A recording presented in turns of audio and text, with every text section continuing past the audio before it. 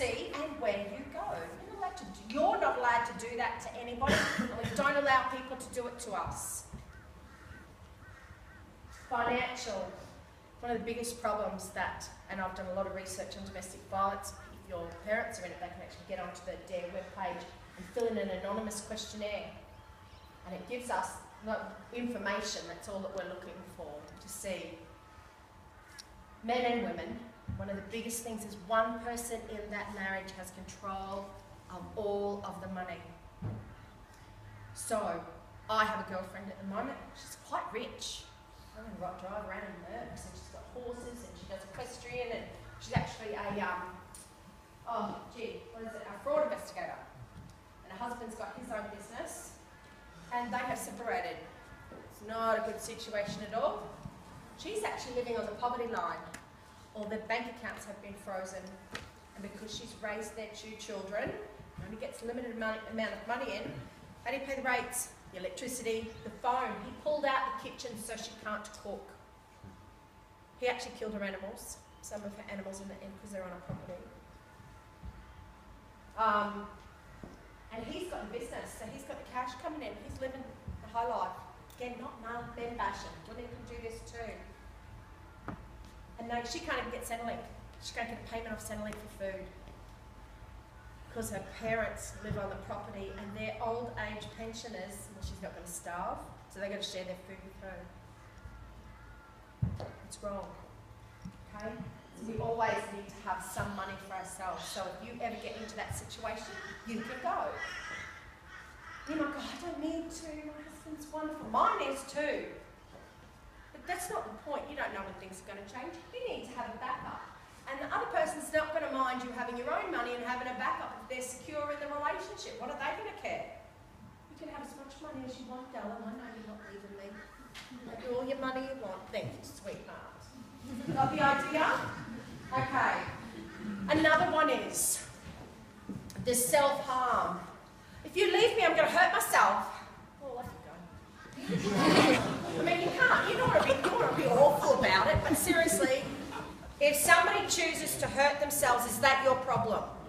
So you don't want to be mean. So the right thing to say, instead of my smart mouth, would be, that would be really sad, but I've got to do what's best for me and walk.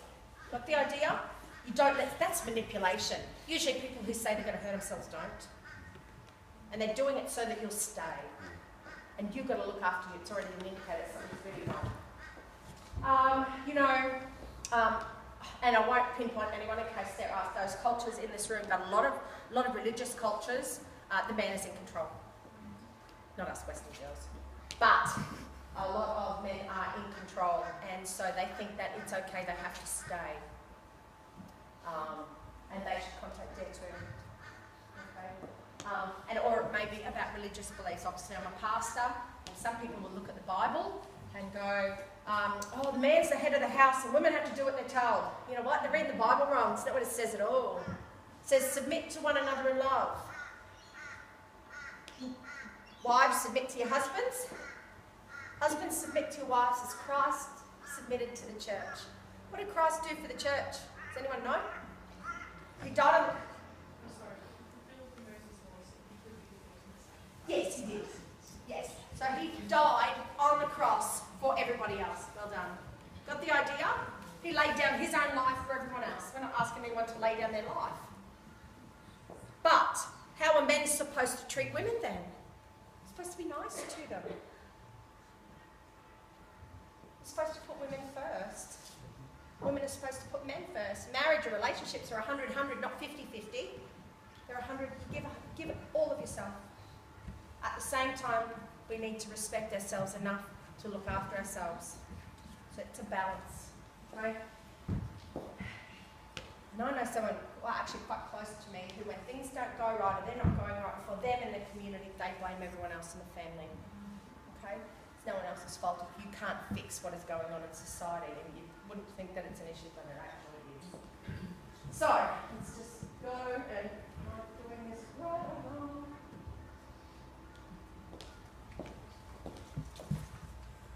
Alright, so what causes domestic violence? I think we've already talked about that. It's actually a value thing, but we'll go through just in case. Stress, alcohol, drugs, nagging. He made me do it. They're only triggers. Okay? They are not the cause of domestic violence. 50% of all reported DV situations are not triggered by alcohol or drugs. 50% are there. We've got to make sure we look at it from both sides. Domestic violence is the result of a person choosing not to control their own behaviour. It's a lack of value and respect towards others, including family or your partner or your children. And someone said this to me and I went, oh yeah, if a person is able to control their behaviour in front of friends, workmates, extended family, or usually it's when the police come to the door and all of a sudden the violence stops, they're making a choice. Think about it. They're making a choice to intimidate, to hurt, to manipulate, to force their controlling behaviour on the person that they've chosen to attack, and then control it when somebody gets there. So in their heads, they've gone, I'll go this far, I'll do this to you, but when someone else comes there, I'll stop. How can they stop them just because the cops go? What makes them stop? They want to stop. They don't want other people to see what they're like behind closed doors.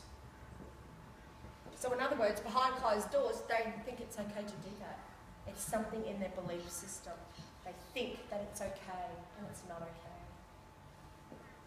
Oh, that is... No walk and talk with my hands like this. Abusers believe they have the right to control others. They have a right to their own home. They have a right in their own home to behave however they want. This is about men. Men believe that they're tough, and we've already talked about this, that they're in control. They're entitled to sex whenever they want. They're not. Others provoke their behaviour. You made me mad. They made me lose it. No, they didn't. You lost it just because you can't control yourself. Nobody ever just loses and snaps. They use it as an excuse. They choose not to control their own behaviour. Oh, he was drunk. He's under a lot of stress at work. Or she is. She did that because she hasn't been having a good time. She's losing it. Yeah, it's not an excuse. They think it's okay to minimise and don't think it's a big deal or impacting on others. So, so by saying that it's stress or that there's an excuse, we're minimising their behaviour. It's like we're saying, oh, we deserved it. You don't deserve it. Men don't deserve it. Women don't deserve it. Nobody deserves that type of behaviour of anybody else. Guys, I'm going to say this to you. If you've got a chick who gets up and starts screaming in your face, trying to get her own way because you're not doing what you get rid of her. It's a warning sign, okay? No little girly tantrums. They don't work. You need to stop it. And a lot of females do that as well, okay? So it works both ways. Bad home life. Oh, he had such a bad home life. Well, he was turned 18. He's an adult. He's still chosen to carry on like that, and using it as an excuse. You can choose to be whoever you want to be. You choose to do that to other people, not because of anything else. Go get help. Go see a counsellor. Go see a chaplain. Continue on with counselling for the rest of your life. You have to. I do. You'll be right. We'll figure it out. Again, it's a religious thing. That's what happens in our culture. It's not a good enough excuse. And the abusers get angry and abusive because they're just abusive people. That's right. That's actually the bottom line. That's exactly what happens. People don't leave because they hope that that person will change. Fears, finances. They fear of losing their home. They've got nowhere to go, no money.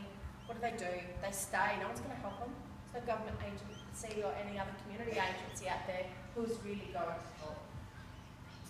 They have an idea. They've come from a broken home and they will stay with that partner at all costs. The other thing is that's no good for the kids.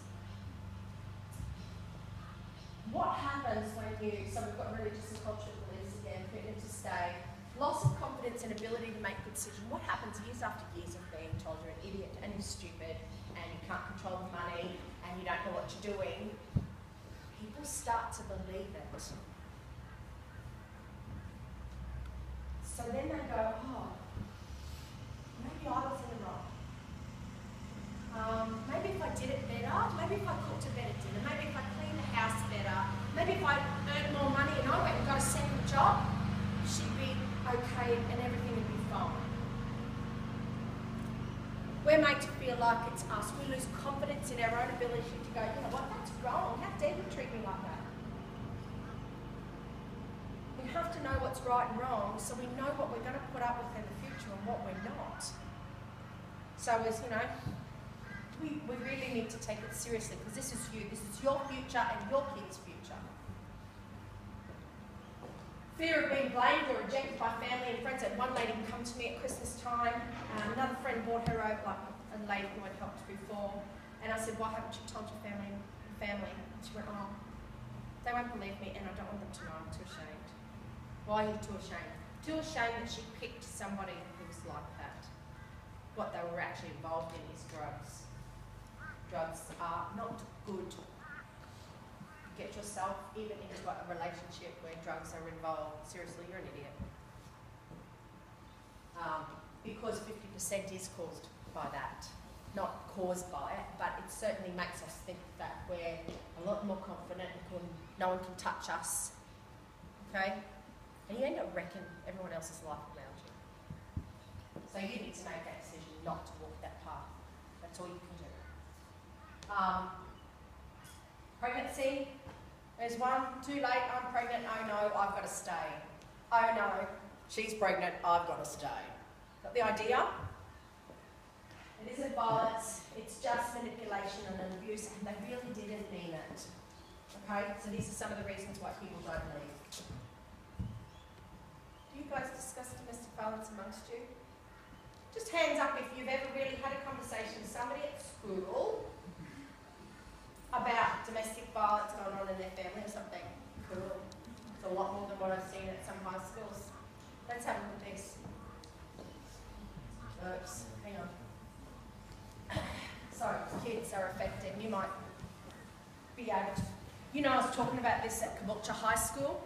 I had just at the health and PE class up there.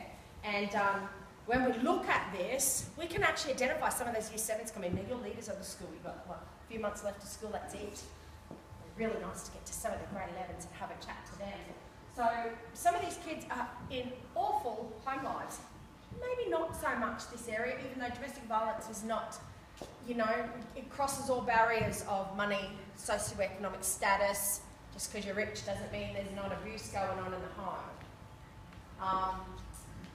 And so you can really, even the Year 12s, once we've gone through that, they can start to see the little grade 7s who come in who are running amok at school, who are probably going through an awful, awful time at home. And imagine having someone when you're going through stuff actually go, come on, mate, you're all right. You don't have to drag it out of them about what it is, but you could say, gee, it's nice to have some support and someone who's going to pay just you attention. Grade 12. Got the idea? So, let's have a look. They witness the violence against mum and they see her fear. That's not good. They hear it in another room and they have to run and hide. They have to tiptoe around the abuser to prevent outbursts. So everyone's walking on eggshells. They have to comfort. They have to clean up. No kid should have to do this. They've got to comfort mum or dad, make sure they're okay.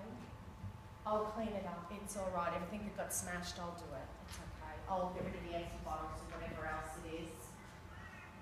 And then what you find is you've got older kids like yourself or even your 7 and 8s looking after little, grade 1 and 2 kids, all the little ones, getting them ready for school, making sure they've had toast in the morning, you know, something to eat. Got the idea? Goes on too much and it shouldn't. None of you guys, especially your age, should ever have had to do that for adults, but I bet some of you have. You can be victimised for supporting one parent against the other and standing up for them and telling them to stop. You can be encouraged to join in. He's a pig. Come on. She's a nasty cow, isn't she? She does nothing around here. The place is filthy. And then an adult is getting their own children to call mum names or call dad names. It's wrong. You don't do that. You're an adult. It should never be happening. You know what? Kids aren't cared for properly because usually in a domestic violence situation, the male and the female are usually in such emotional turmoil, and it's a bit like sitting for your final exams, in their head, that they really can't worry about focusing for anybody else to give those kids a hug and make sure that they're okay. Got the idea? They just, mentally they can't do it. So those kids then are left without that care and love that they should be getting off the parents. Imagine that you're going home all the time to somebody who is constantly abusing you or abusing one of your parents that's going on, and you've got to go home. You get anxious all the time. You get nervous. Imagine living like that every day, where the safest place to be is at school. And people have physical injuries.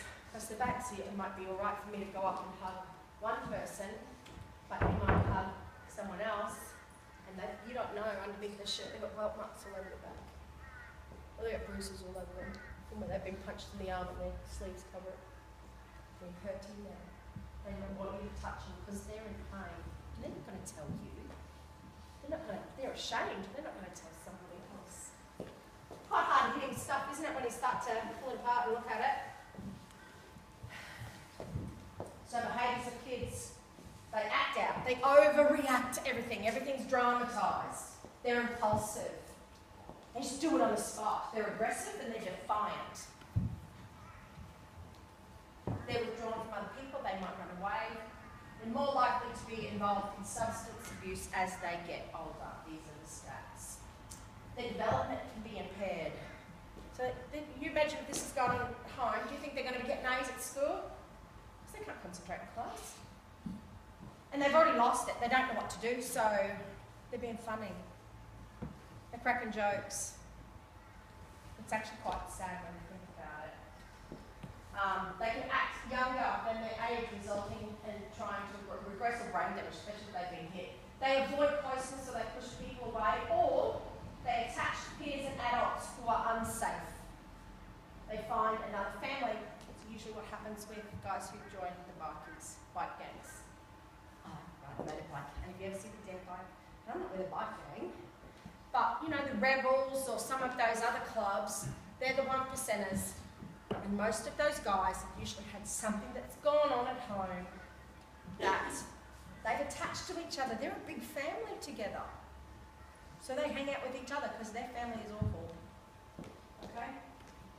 So their emotion, they're fearful, stressed, anxious, depressed, angry. They might even be ashamed of their own behaviour, but they don't know how to stop it. No one's going to help them. They don't know how to get help. They can't concentrate at school. We've already looked for that. They're subconsciously always looking for danger.